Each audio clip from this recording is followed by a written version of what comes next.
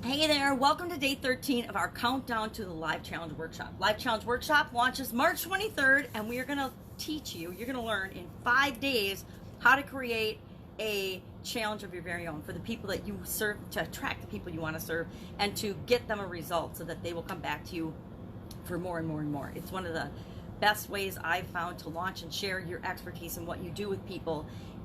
It's nothing better than giving value, and giving somebody a result is the best way you can give them value. And if you can do it in 5 days, if you can do it in less than a week, people are attracted to that. Everybody wants instant gratification and instant results these days. I hang out with my 4-year-old granddaughter, and I can't believe, she wants it now, and she wants me to be a mind reader. And I think we're doing this generation a disservice thinking that and believing that everything is instantaneous and everything they want, because it's not, right? It's part of why I'm doing a countdown, the top 20 biggest lessons that I've learned in my 47 years of business, in addition to 25 plus years in corporate America. There's been a lot of stuff has gone really, really well, but a lot of stuff has tanked and gone really bad. And if I can save anyone one of those mistakes, I feel like I'm doing my job. So today, day 13, our top 20 countdown to the challenge. Today is all about focusing on what you want. I think I've mentioned that I'm not doing these in any order. I just brainstormed a list of, hey, these are the top 20 things, the top 20 lessons that I can, right off the top of my head, know that I've learned in the last 47 years. And so they're not in any priority order, they're just in a random order. Because one of the very first things you have to identify and know is, what the heck do you want? What do you want? And then once you know what you want, what we talked about yesterday, why the heck do you want it, right? The thing about wanting things, there's this pressure on us to identify what we want, but then there's pressure on us to act like we don't deserve it, or somehow we aren't good enough to get what we want or to have what we want. And that only happens, usually, we judge it ourselves, but usually when we tell other people. If you tell other people you're going to create a business, any type of business, a lot of people will freak out. Why? Because most people don't and never will have their own business, or will never start their own business. So if they can't imagine themselves doing it, it's really hard for them to imagine you doing it.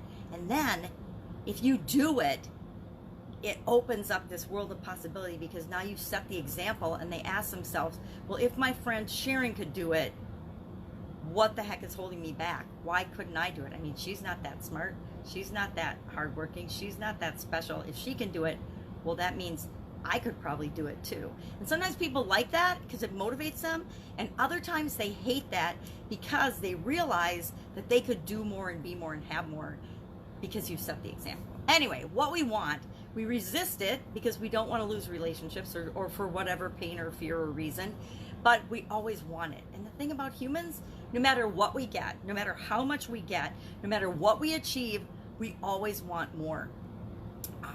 It's built into our DNA, I think. It's built into our souls and our beings. We always want more. So if I want a new car, I'm happy with that new car for a short period of time, like maybe a couple of weeks. If it's a super duper nice car, maybe a couple of months. But for the most part, after I've driven it for a little while and I get used to it, all of a sudden, I'm going to want a different car, another new car, a better car, right? We do that with absolutely everything. Morning, Amanda. So we think that we're going to get done. We think we're going to stop wanting things, but it's a lie. We're never going to stop wanting things. We're always going to want things. But there's a double-edged sword there, because we'll always want things, but we have to work toward them, but we have to remember that we have to be specific about the things that we want. We have to call it out. My dad was amazing. He's like, goals and things, you have to write them down. He learned early on in his career and his life that writing down goals has a lot of power in it. Writing down anything has tremendous power. People resist taking notes and writing things down, but the secret is writing things down is really powerful. Number one, it helps you remember. Number two, it helps to create that in your world.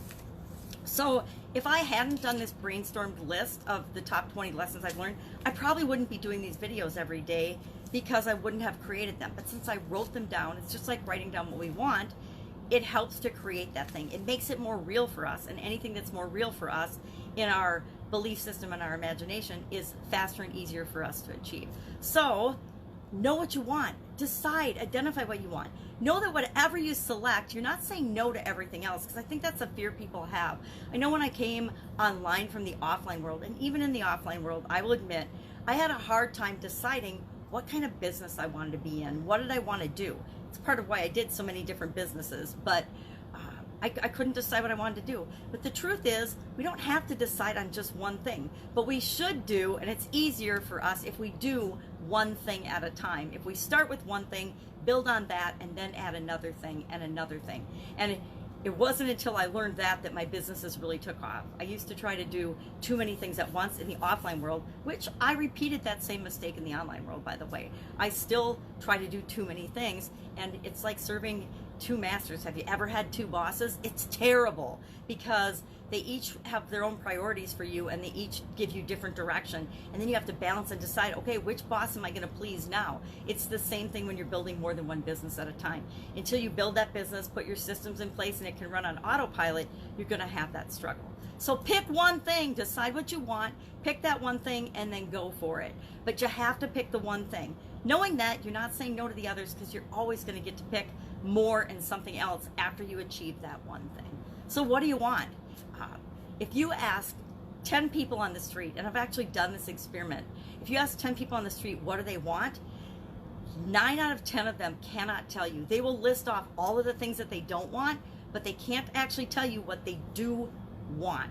And if you want to be ahead of everyone else, just decide on something and start going for it. Pick the thing that you want, be clear about it, write it down on a scrap of paper, stick it in your pocket or your wallet or your purse and hide it away, but know that you've written it down and it's always there. And that puts your subconscious to work, working toward that, achieving that thing and getting that thing that you want. So that's our lesson learned for today.